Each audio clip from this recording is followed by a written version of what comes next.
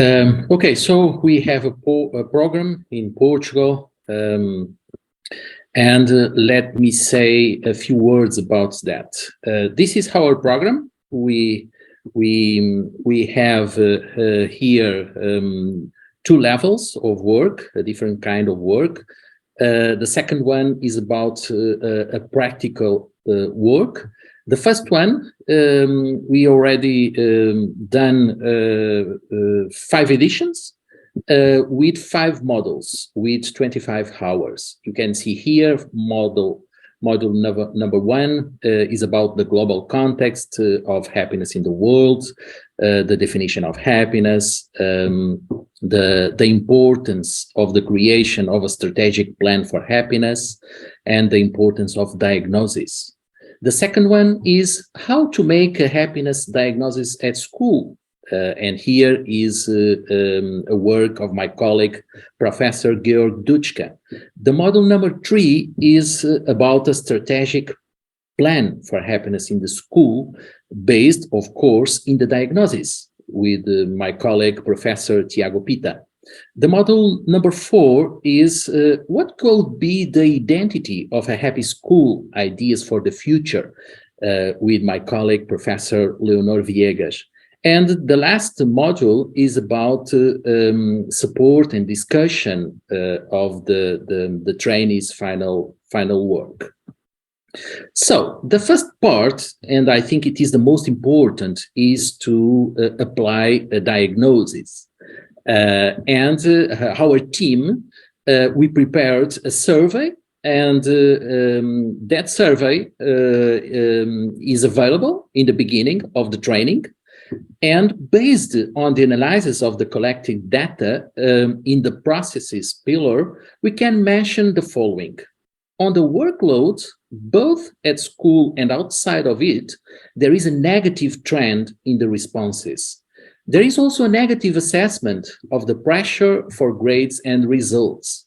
Students' non-academic talents and skills are not valued at schools. Students are not included in the processes of defining teaching learning strategies. There are no structured programs to promote happiness and well-being at schools, and there aren't enough specialized technicians at schools too. There are no measures to stress management, and finally, teaching methodologies are based on memorization of contents. So, based on this diagnosis, we challenge our teachers and our principals to create a strategic plan for happiness at school. And here you have a summary of our work. So they believe that they consider that continuous training on the subject of happiness is fundamental, is necessary, so that the plans can improve every year. This is the first step. The second step is with this training, teachers consider that the school should have several structures and processes. For example, happiness clubs, thematic workshops, happiness measurements, and an observatory to assess and monitor all along the year. The third step, it is about strategies. They suggest the creation of a happiness subject at school, an annual prize for the best happiness projects at school, and a special welcome for new members and the application of emotional salary tools, especially in public schools.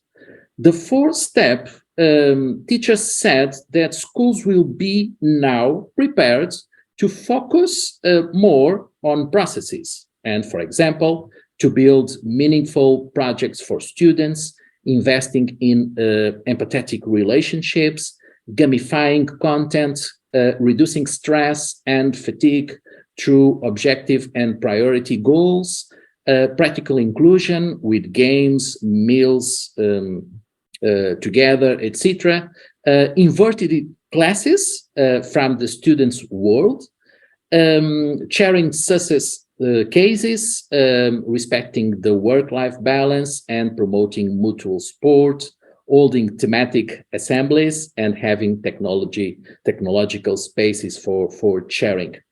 Finally, thank you for your attention, and I hope I have helped with our shares from Portugal to the world. I wish you a happy day.